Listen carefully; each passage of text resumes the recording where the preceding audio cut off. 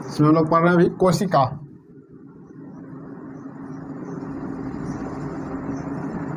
कोशिका सिद्धांत कौन दिया था? कोशिका सिद्धांत कौन दिया था? स्लाइडन एवं स्वान। मृत कोशिका की खोज कौन किया था? मृत कोशिका हुक। और जीवित कोशिका के? मृत कोशिका का खोज कब किया गया था? 1665। और जीवित कोशिका का खोज 1600, ये था हुक, यह है हॉक, रॉबर्ट हुक और लुमेन हॉक के द्वारा किया गया था। ठीक है, तो इस कोशिका में, कोशिका का सबसे बाहरी पार्ट क्या होता है? कोशिका झिल्ली।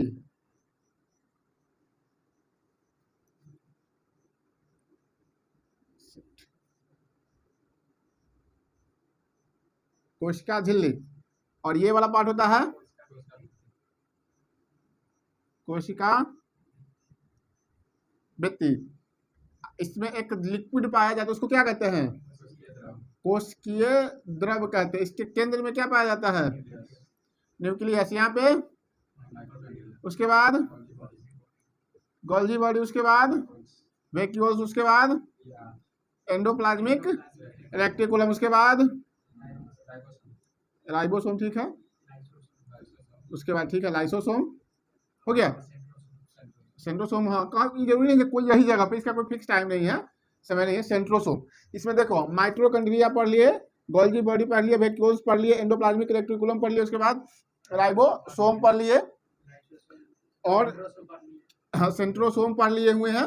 बच गया है लाइसोसोम पढ़ना है और न्यूक्लियस पढ़ना है। ठीक है, न्यूक्लियस में एक द्रव पाया जाता है, उसको कहते हैं न्यूक्लियस द्रव्य कहते हैं। ठीक है, तो माइटोकॉन्ड्रिया का काम है कोशिका में ऊर्जा का निर्माण करना, गोल्गी बॉडी उसका ट्रांसफर करता है, वैक्यूल्स में पानी स्टोर होता है, एंडोप्लाज्मिक रेटिकुलम इसका आकार प्रदान करता है, राइबोसोम प्रोटीन निर्माण करता है, इसमें होता है 70S होता है और 80S होता है। ठीक है, ये होता है जंतु और पादप वर्ग में होता है, ये पाया जाता है सूक्ष्म जीव में पाया जाता है, सूक्ष्म जीव जीवाणु वगैरह सब में पाया जाता है। ठीक है, तो इतना तक हम लोग देख चुके थे। तो आज हम लोग को पढ़ना क्या है? लाइसोसोम। लाइसोसोम लिख के रख दीजिएगा।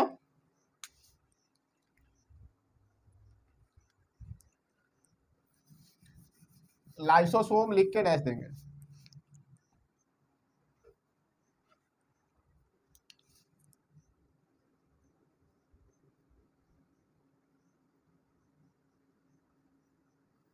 लाइसोसोम।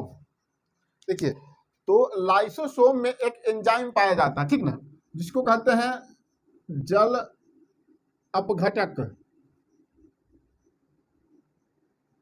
जल अपघटक एंजाइम पाया जाता है किसमें?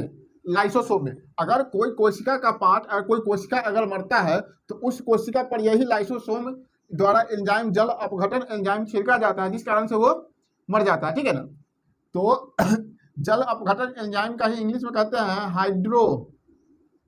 हाइड्रोलाइटिंग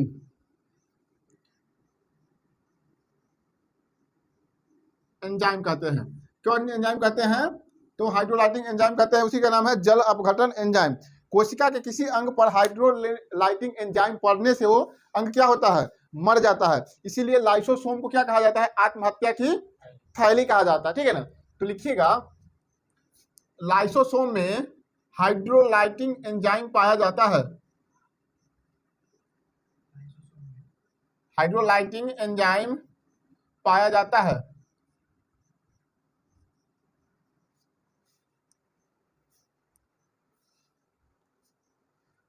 लाइसोसोम में हाइड्रोलाइटिंग एंजाइम पाया जाता है। उसके बाद लिखिएगा कोशिका के किसी भी अंग पर अगर हाइड्रोलाइटिंग एंजाइम पड़ता है तो वह मर जाता है। तो वह मर जाता है। कोशिका के अंग पर, कोशिका के किसी अंग पर हाइड्रोलाइटिंग एंजाइम पड़ता है तो वह मर जाता है। ठीक है, उसके बाद लिखिएगा लाइसोसोम को आत्महत्या की थैली कहा जाता है?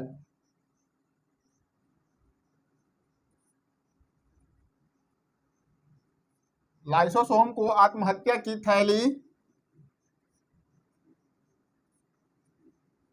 कहा जाता है। ठीक है, यानी लाइसोसोम का कार्य मेन रूप से क्या है? तो कोशिका में जो अंग खराब, मतलब कोशिका का अगर कोई पार्ट खराब हो जाता है, चाहे कोशिका कोई खराब हो गया, तो उस पे क्या होता है, ये लाइसोसोम हाइड्रोलाइटिंग एंजाइम छिड़क देता है। ठीक है, जिस कारण से वो उस कोशिका की मृत्यु होती है, वहां पर नया कोशिका डेवलप करने का काम कौन करेगा? तो सेंट्रोसोम। ठीक है, तो यही हाइड्रोलाइटिंग एंजाइम जहां भी पड़ता है तो वो मर जाता है, जिस कारण से लाइसोसोम को क्या कहा जाता है?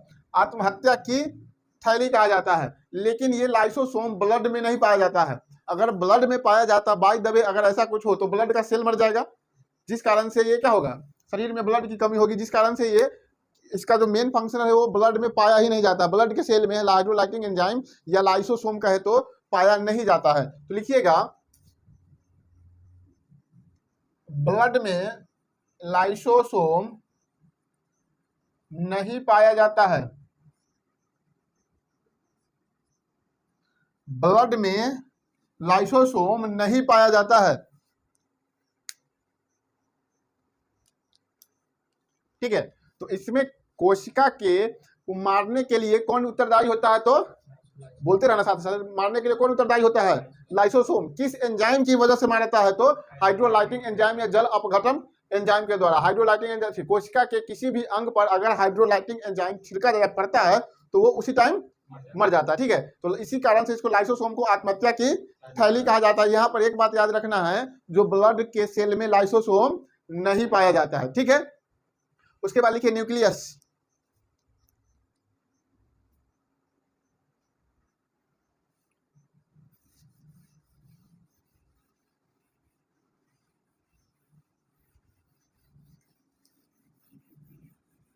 न्यूक्लियस यानी केंद्रक।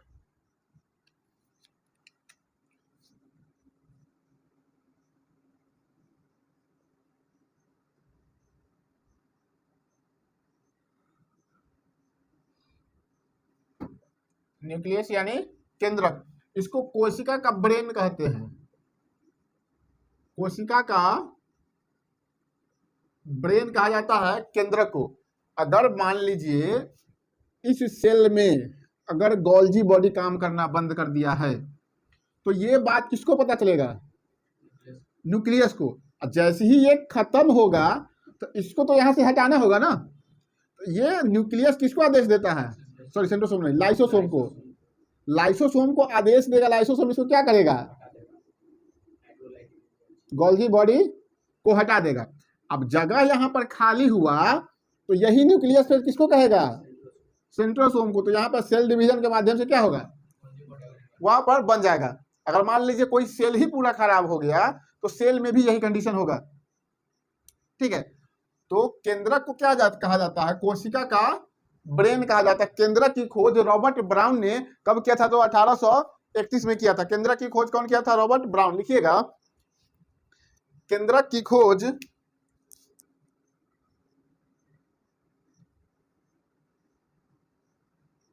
Robert brown. केंद्रक की खोज रॉबर्ट ब्राउन ने 1831 ईस्वी में किया था। केंद्रक की खोज रॉबर्ट ब्राउन ने 1831 में किया था। हो गया। देखिए, तो केंद्रक में क्या होता है? 90% पाया जाता है प्रोटीन। केंद्रक में 90% प्रोटीन पाया जाता है और 10% जो बच गया ना, इसमें पाया जाता है डीएनए और आरएनए। ठीक है, 90% में प्रोटीन, 10% में डीएनए और आरएनए। इस डीएनए और आरएनए को बहुत डिटेल से पढ़ना है। ठीक है, अब यहीं पे केंद्रक पढ़ रहे हैं, यहीं पे डीएनए आरएनए पढ़ने लगे तो खिचड़ी हो जाएगा। जिस कारण से पहले हम यहाँ पर केंद्रक का जो मेन काम होता है वो पढ़ लेंगे, उसके बाद आगे जो कुछ कोशिका के और फंक्शन होते हैं वो पढ़ लेंगे, उसके बाद हम पढ़ेंगे डीएनए और आरएनए। ठीक है, तो लिखिए, देखिए खोज कौन किया था?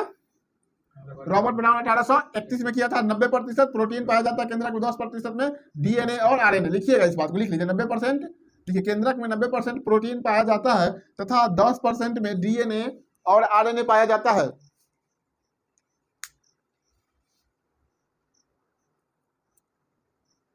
नब्बे प्रतिशत प्रोटीन और 10% में डीएनए और आरएनए पाया जाता है।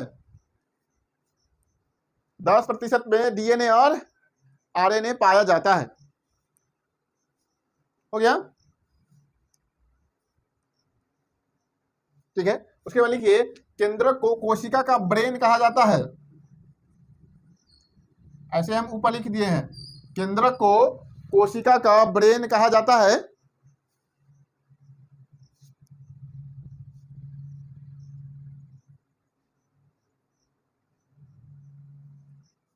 ठीक है। जैसे ही अगर किसी मनुष्य का ब्रेन है, जैसे हमारा तुम्हारा किसी का जो ब्रेन है, यही से पूरा शरीर का एक्टिविटी क्या कर रहा है, क्या सोच रहा है, यही से ना होता है।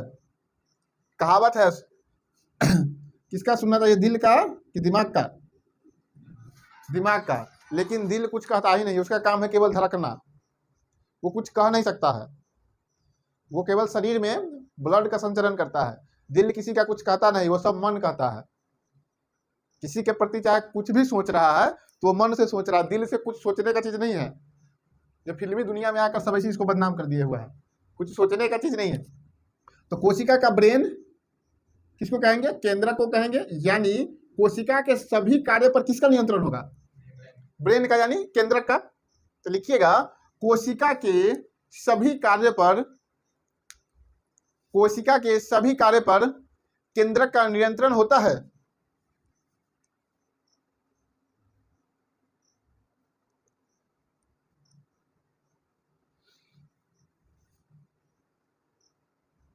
ठीक है, कोशिका के सभी कार्यों पर नियंत्रण कौन करेगा?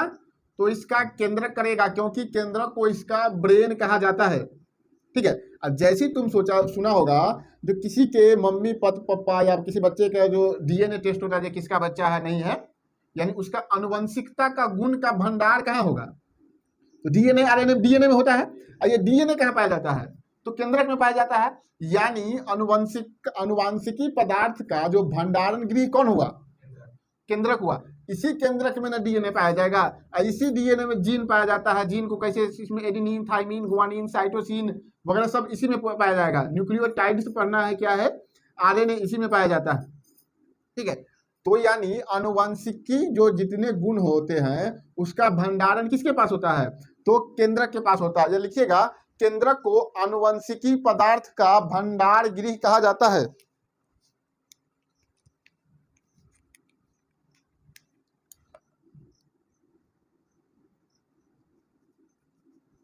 केंद्रक को आनुवंशिकी पदार्थ का भंडार गृह कहा जाता है। हो गया? केंद्रक को आनुवंशिकी पदार्थ का भंडार गृह कहेंगे, क्योंकि इसी केंद्रक में पाया जाता है डीएनए। और किसी के आनुवंशिकी गुण का अगर ट्रांसफर हो रहा है तो वो डीएनए से होता है। ऐसे कहावत है ना, जिसके मम्मी पापा का इसके खानदान का लक्षण इसमें चला आया है, होता है ना, गुण इसके खानदान का इसमें, किसी के भी बच्चे के अंदर उसके माता पिता का गुण थोड़ा ना कुछ रहता ही है, क्योंकि उसी के डीएनए से बना है ना वो। ठीक है। तो केंद्रक समझ गया, केंद्रक की कोशिकाओं का, इसको ब्रेन कहते हैं। इसका खोज कौन किया था? केंद्रक का खोज तो रॉबर्ट ब्राउन किया था। कब किया था? 1831 में। कोशिका के अंदर होने वाले जितने भी क्रिया है उस पर नियंत्रण कौन करेगा? ब्रेन करेगा। किस तरह से करता है? जैसे हमारे शरीर पर, हमारे एक्टिविटी पर पूरा नियंत्रण किसका होता है? ब्रेन का होता है। उसी तरह कोशिका के पूरा कार्य का नियंत्रण कौन करता है? तो न्यूक्लियस करता है। इसी कारण से उसको ब्रेन कहते हैं। इसमें 90% प्रोटीन होता है और 10% डीएनए आरएनए होता है। ठीक है। केंद्रक को आनुवंशिकी पदार्थ का भंडार गृह कहा जाता है। ठीक है, यहां तक हो गया। देखिए, उसके बाद है जीव द्रव्य। लिखिएगा, जीव द्रव्य।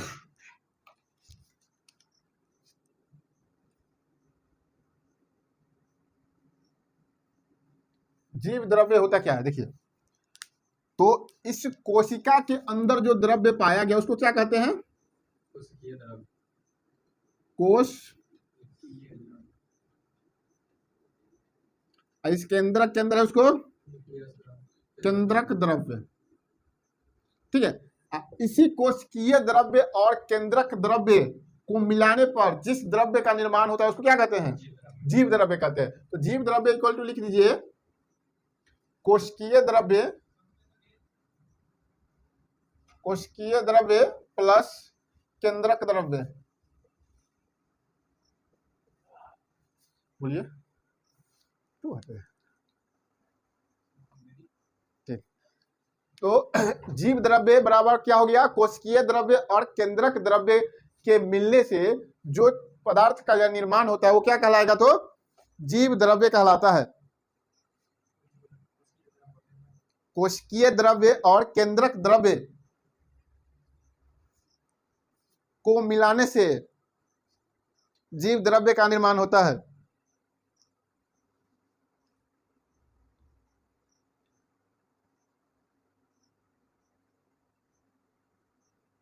ठीक है, यहां पे देखो, अब यहाँ पे कोशिकीय द्रव्य का कार्य क्या है? देखो, तो कोशिकीय द्रव्य का कार्य ये है जो कोशिका को सूखने से बचाता है।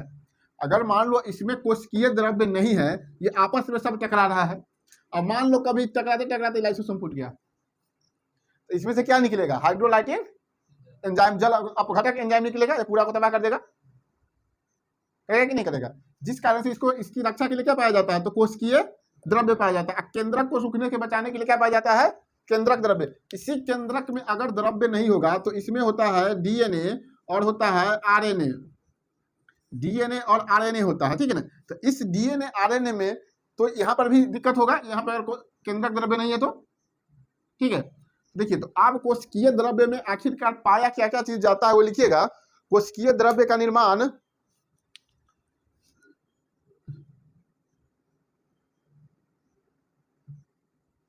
कोशिकीय द्रव्य का निर्माण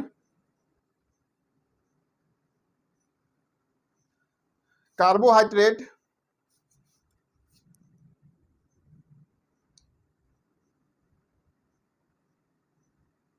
कार्बोहाइड्रेट, प्रोटीन एवं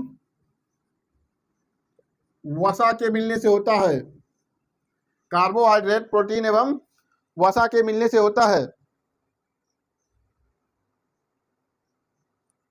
ठीक है, तो इसमें ज्यादा कुछ है नहीं, ये ध्यान रखना। जीव द्रव्य क्या होता है? कोशिकीय द्रव्य, केंद्रक द्रव्य को एक साथ अगर मिलाया जाए तो क्या कहेंगे? जीव द्रव्य कहेंगे। कोशिकीय द्रव्य में क्या क्या क्या पाया जाता है? कार्बोहाइड्रेट पाया जाता है, प्रोटीन पाया जाता है, वसा पाया जाता है और चीज पाया जाता है, लेकिन ये तीन मुख्यतः याद रखना है आपको। ठीक है, तो कोशिका से संबंधित इसमें माइटोकॉन्ड्रिया क्या होता है, गोल्जी बॉडी क्या होता है, वैक्यूल्स क्या होता है, एंडोप्लाज्मिक रेटिकुलम वगैरह सब क्या होता है, इस सब के बारे में हम पढ़ चुके हैं। ठीक है, अब यहाँ पे हमको एक होता है ये सेल के, जिसे सेल के प्रकार हुआ, ये सेल हुआ, इस सेल में एक आकृति होता है सीलिया और फ्लेजिला, वो क्या होता है समझिएगा इसको।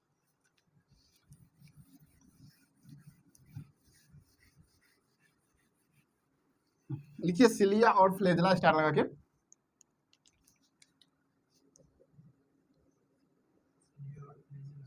सीलिया और फ्लेजिला ये क्या होता है? देखो इधर देखो, ये सेल है, इसके अंदर क्या है? केंद्रक है। इसके बाहर जो माइटोकॉन्ड्रिया वगैरह जितना चीज पाया जाता है वो देख चुके हैं।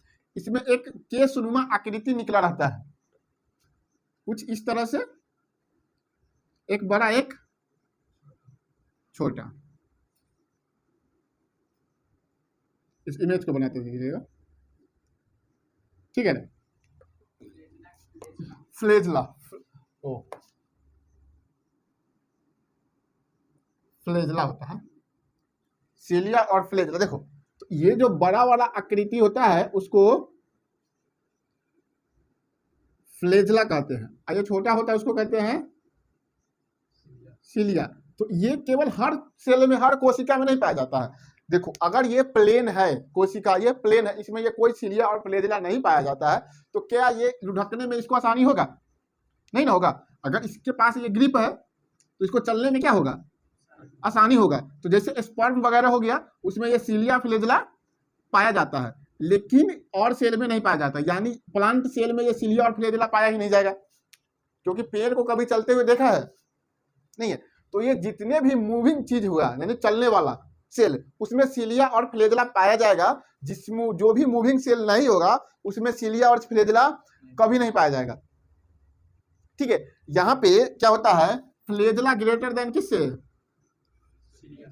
सीलिया से बड़ा कौन होता है, फ्लेजला होता है। यानी ये कह सकते हैं जितने भी मूविंग सेल है, जितने भी मूविंग कोशिका होते हैं, उसमें सीलिया और फ्लेजला पाया जाता है। ठीक है, लिखिएगा इस बात को, हाँ फिगर बना लीजिए।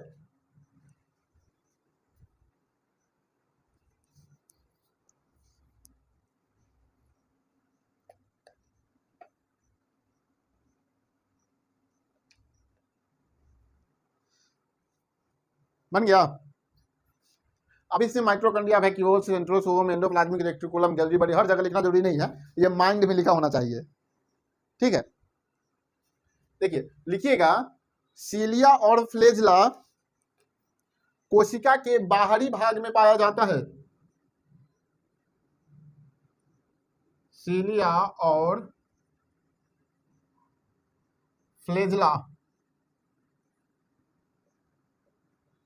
कोशिका के बाहरी भाग में पाया जाता है। सीलिया और फ्लेजला कोशिका के बाहरी भाग में पाया जाता है। उसके बाद लिखिए, यह केवल गतिशील कोशिका में पाया जाता है।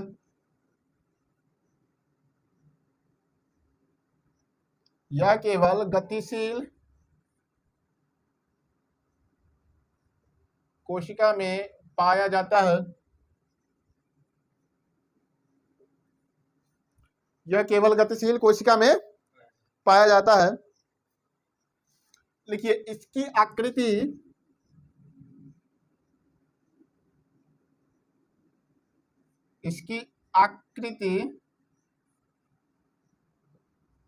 केशनुमा होता है। इसकी आकृति केशनुमा होता है। लिखो, इसके बाद फ्लेजला सीलिया के अपेक्षा बड़ी होती है। फ्लेजला सीलिया के अपेक्षा बड़ी होती है। देखो यहाँ पे एक बार इसको फिर देख लेते हैं। सीलिया और फ्लेजला, ये एक केशनुमा आकृति है। ये क्या होता है, सेल के बाहर पाया जाता है। ये केवल गतिशील कोशिका में पाया जाएगा, जैसे एग्जांपल स्पर्म। पेड़ पौधा में ये नहीं पाया जाता है। प्लांट कोशिका में सीलिया और फ्लेजला नहीं पाया जाता है। ठीक है, इसकी आकृति कैसी होती है, तो केशनुमा होती है। और फ्लेजला ग्रेटर देन किससे, सीलिया से, यानी सीलिया से बड़ा होता है, फ्लेजला होता है। उसके बाद लिखिएगा लवक।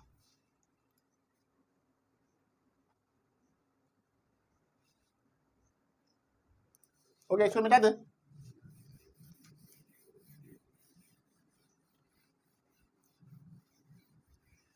लवक, जिसको इंग्लिश में प्लास्टिड के नाम से जानते हैं। क्या कर रहा है, मोबाइल क्या चला रहा है। लवक को कहते हैं प्लास्टिड। देखो, ये मेन रूप से पेड़ पौधा फल वगैरह में पाया जाता है। ये सेल का ही एक पार्ट है। ये जैसे पेड़ पौधा फल फूल वगैरह में पाया जाता है। ठीक है, ये 3 प्रकार का होता है। ठीक है, उसमें होता है क्लोरोप्लास्ट होता है, जिसको हरित लवक कहते हैं, और ल्यूकोप्लास्ट होता है, और एक होता है क्रोमोप्लास्ट होता है। ठीक है, तो इसमें पहले लिखिएगा, लवक 3 प्रकार के होते हैं। लवक 3 प्रकार के होते हैं।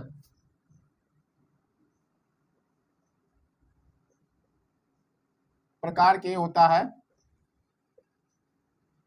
ठीक है, पहला पे लिखिएगा क्लोरोप्लास्ट, जिसको कहते हैं हरित लवक।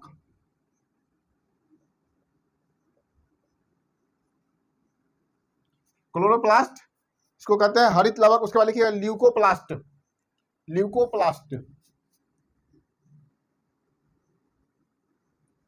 ल्यूकोप्लास्ट को कहते हैं अवर्णित लवक, अवर्णित लवक, ल्यूकोप्लास्ट को अवर्णित लवक। तीसरा है क्रोमोप्लास्ट, तीसरा क्रोमोप्लास्ट,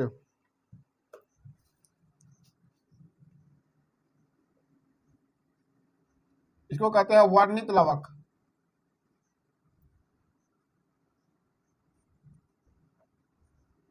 ठीक है, इसके बारे में थोड़ा डिटेल्स, थोड़ा हल्का फुल्का यहाँ देखेंगे, क्योंकि आगे चल के इसको आपको पढ़ना है, बोटनी में इसके बारे में पढ़ना है, यानी पादप विज्ञान में। ठीक है, तो इसमें क्लोरोप्लास्ट लिख करके दे दीजिए हरित लवक।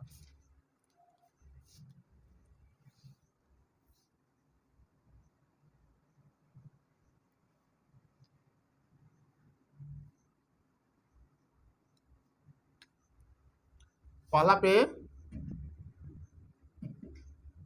हरित लवक, इसको कहते हैं इंग्लिश में क्या कहते हैं, तो क्लोरोप्लास्ट के नाम से जानते हैं।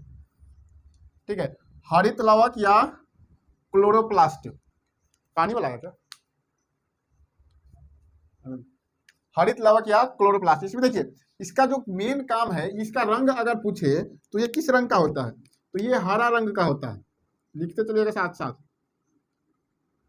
हरा रंग का होता है। ठीक है, ये मेन रूप से भोजन, पेड़ पौधा, यानी डायरेक्ट इसको पादप कहेंगे। पादप वर्ग में भोजन निर्माण का कार्य कौन करता है, भोजन निर्माण में काम करेगा कौन, तो हरित लवक करेगा। अब भोजन निर्माण के लिए पेड़ पौधे पादप को क्या चाहिए, प्रकाश संश्लेषण करना पड़ता है, तो प्रकाश संश्लेषण में भी भाग कौन लेगा, तो हरित लवक प्रकाश संश्लेषण में भी भाग लेता है। लिखिएगा, यह प्रकाश संश्लेषण, यह प्रकाश संश्लेषण में भाग लेता है।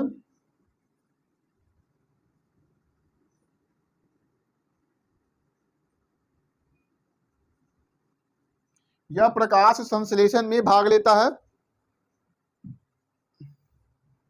ठीक है, देखो तो पादप वर्ग में भोजन बनाने का निर्माण करेगा। भोजन निर्माण होता है किससे, तो प्रकाश संश्लेषण से होता है।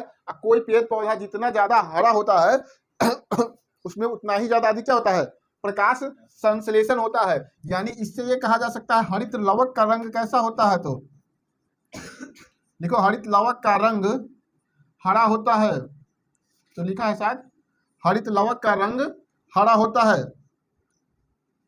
ठीक है, लिखो यह पादप कोशिका का,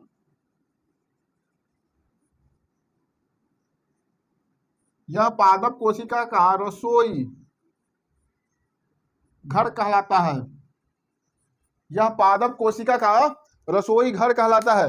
ठीक है, और जितने भी पेड़ पौधा का हरा जो रंग होगा वो किसके कारण होता है, तो हरित लवक। लेकिन कोई फल के रंग को डिनोट ये नहीं करेगा, किसी भी फल के रंग को हरित लवक नहीं दर्शाता है, ये केवल उसके पेड़ पौधे के रंग को दर्शाता है, न कि उसके फल के रंग को। लिखो इसको, हरित लवक केवल पेड़ पौधे के रंग को दर्शाता है, न कि फल के।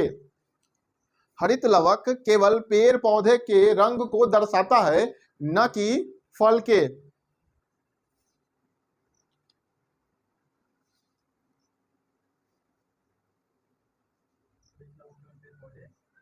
पेड़ पौधे के रंग को दर्शाता है, न कि फल के।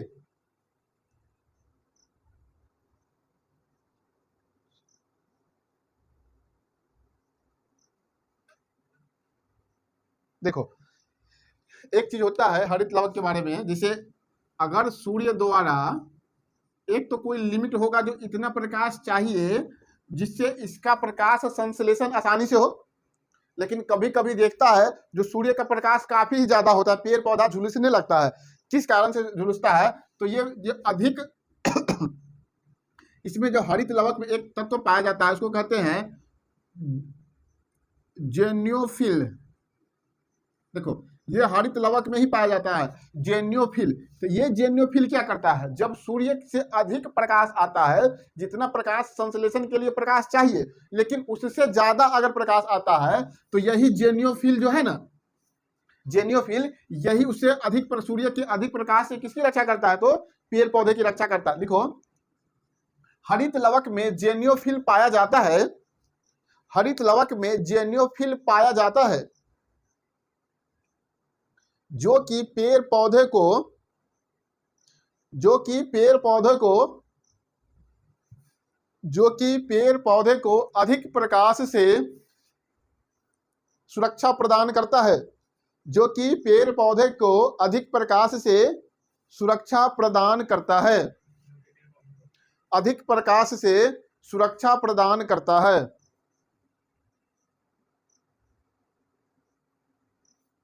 उसके बाद लिखो ल्यूकोप्लास्ट, अवर्णित लवक, ल्यूकोप्लास्ट अवर्णित लवक।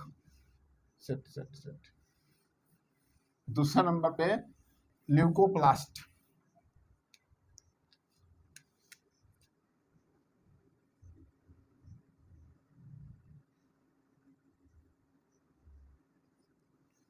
ल्यूकोप्लास्ट अवर्णित लवक। लिखो इसमें, देखो तो ल्यूकोप्लास्ट में कोई रंग नहीं होता है, ये रंगहीन होता है।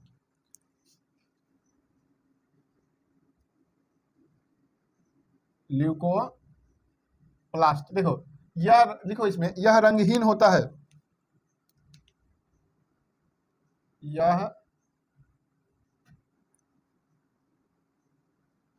रंगहीन होता है,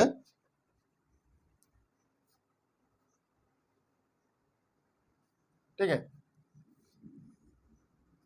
ल्यूकोप्लास्ट कैसा होता है, तो रंगहीन होता है। देखो तो ये पेड़ पौधों के अधिकांशतः उस भाग में पाया जाता है जिसको प्रकाश संश्लेषण में वो भाग नहीं लेगा। पेड़ पौधा का जो भाग प्रकाश संश्लेषण में भाग नहीं लेता है वहां पे पाया जाता है ल्यूकोप्लास्ट, यानी अवर्णित लवक पाया जाता है, ठीक है। लिखो, पेड़ पौधे के वैसे भाग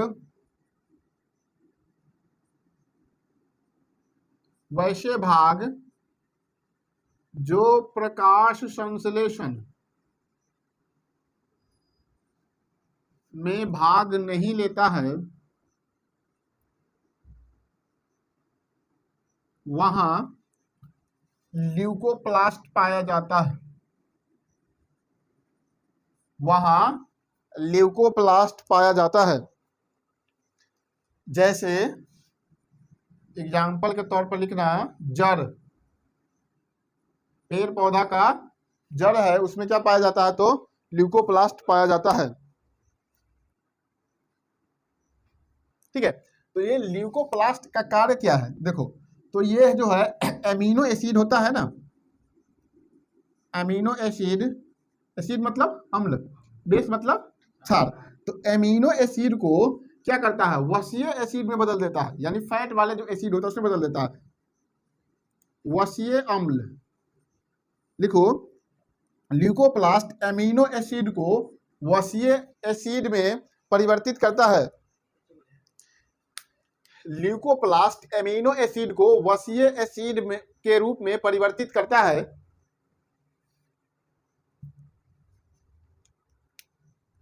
ठीक है। उसके बाद लिखना, वसीय एसिड में परिवर्तित करता है। उसके बाद लिखना, यह भोजन स्टोर यानी संग्रह, यह भोजन स्टोर का कार्य करता है, यह भोजन स्टोर का कार्य करता है। देखो तो पेड़ पौधा में जो होता है भोजन स्टोर कहाँ होता है, तो होता है जड़ में होता है, तना में होता है, यानी ये भी कह सकते हैं जड़ में तो पाया जाएगा ही ल्यूकोप्लास्ट। ये कहाँ पर पाया जाता है, तना में भी पाया जाता है और जड़ में भी पाया जाता है, तना में भी पाया जाएगा और जड़ में भी पाया जाएगा, ठीक है। उसके आगे लिखो क्रोमोप्लास्ट, क्रोमोप्लास्ट। देखो उससे पहले इसको एक बार पुनः देख लो, ल्यूकोप्लास्ट, इसमें कोई रंग नहीं होता है, ये पेड़ पौधे के वैसे जगह पाया जाएगा जो कि प्रकाश संश्लेषण में भाग नहीं लेता है, जैसे जड़ हो गया, तना हो गया, ठीक है। एग्जाम्पल के तौर पर जड़ है, ठीक है, दिखा दिए। उसके बाद ये एमिनो एसिड को किसमें, वसीय एसिड में बदल देता है, और जो भोजन स्टोर का काम करता है, तो पेड़ पौधा में भोजन स्टोर कहाँ होता है, जड़ में होता है और तना में होता है, ठीक है। उसके बाद लिखो क्रोमोप्लास्ट, क्रोमोप्लास्ट तीसरा पे क्रोमोप्लास्ट।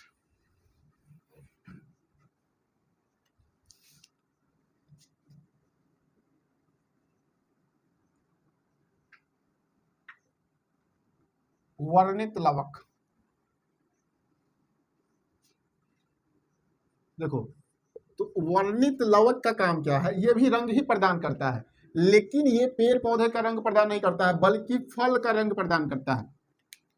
ये जो क्रोमोप्लास्ट है, ये फल का रंग, फल अगर किसी कारण से देखेंगे कोई लाल होगा, कोई पीला होगा वगैरह, उसके लिए कुछ अलग बात है, लेकिन वो किस कारण से ऐसा हो रहा है, तो वो हो रहा है क्रोमोप्लास्ट से होता है। लिखना इसमें, यह फल के रंग को प्रदान करता है, यह फल के रंग को प्रदान करता है, यह फल के रंग को प्रदान करता है।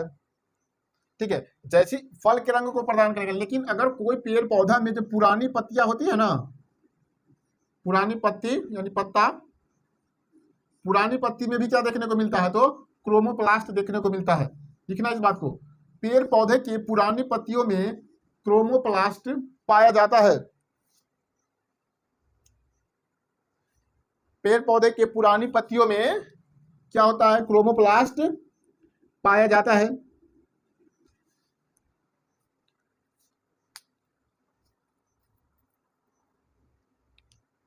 ठीक है, अब देखो तो फल का रंग किसके कारण, क्रोमोप्लास्ट, वर्णित लवक। यह जड़, यह फल के रंग को प्रदान करता है, पुरानी पत्तियों में भी क्या पाया जाएगा, तो क्रोमोप्लास्ट पाया जाएगा। देखना कोई भी फल देखा, टमाटर लाल कलर होता है, चुकंदर का रंग ऐसा क्यों होता है, उसके लिए एक अलग स्पेसिफिक है, जिससे कुछ का नाम यहाँ पर लिखा देते हैं, और मेन रूप से वहां पे हम जब बोटनी पढ़ेंगे ना, तो वहां पे पढ़ना है।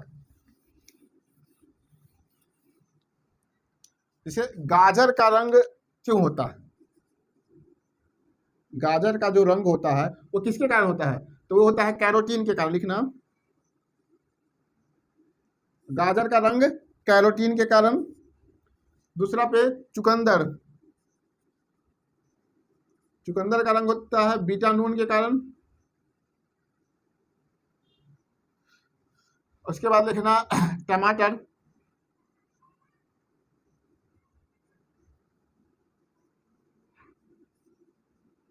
टमाटर का रंग होता है लाइकोपीन के कारण, बीटानून,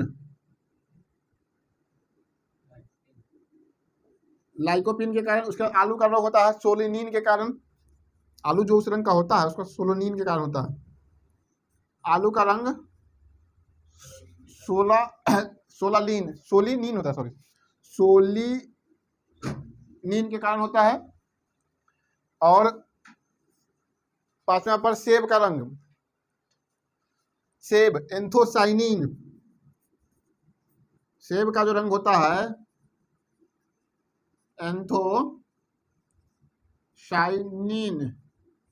एंथोसाइनिन के कारण होता है। देखो तो यहाँ पर ये जो है ना, कुछ का नाम लिखा दिया, ऐसे बहुत है, उसके बोटनी में पढ़ना उसके बारे में डिटेल में। तो गाजर कैरोटीन, चुकंदर, टमाटर, आलू सोलिनीन, सेब एंथोसाइनिन, गाजर बोलो साथ साथ, गाजर कैरोटीन, चुकंदर बीटानून, टमाटर लाइकोपीन, आलू सोलिनीन, सेब एंथोसाइनिन। अब मानव का रंग किस कारण होता है, बताओ। मानव का रंग होता है मेलानिन के कारण।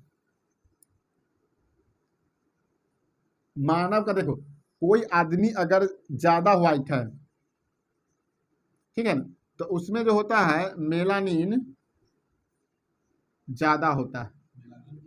मेलानिन एक मनुष्य के जो स्किन का जो रंग प्रदान करता है, यही मेलानिन करता है। व्हाइट जिसका नहीं सॉरी उल्टा हो गया, जिसमें व्हाइट जो ज्यादा है ना, जितना जितना अगर व्हाइटनेस उसका बढ़ते जा रहा है, उसमें मेलानिन घटते जाएगा। कोई आदमी अगर ब्लैक ज्यादा है तो उसमें मेलानिन क्या होगा, ज्यादा होगा। कोई भी आदमी जितना ज्यादा ब्लैक होगा उसमें मेलानिन उतना ही अधिक होगा। कोई व्यक्ति जितना ज्यादा व्हाइट है तो उसमें मेलानिन उतना ही कम होगा। अगर ये ज्यादा कम हो जाता है तो कोई भी इंसान को स्किन कैंसर होता है। धूप में जाने से तो क्या हो जाएगा, स्किन कैंसर हो जाएगा। ठीक है, यानी अफ्रीका के लोगों को स्किन कैंसर होने का चांस कम है, किससे, तो इंग्लैंड के लोग हो गया, नॉर्वे के हो गया, ऑस्ट्रेलिया का हो गया।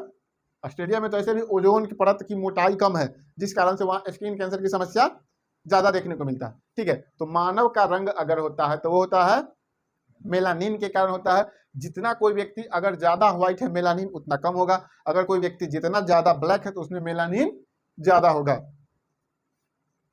इसको लिख लेना, लिख लिया।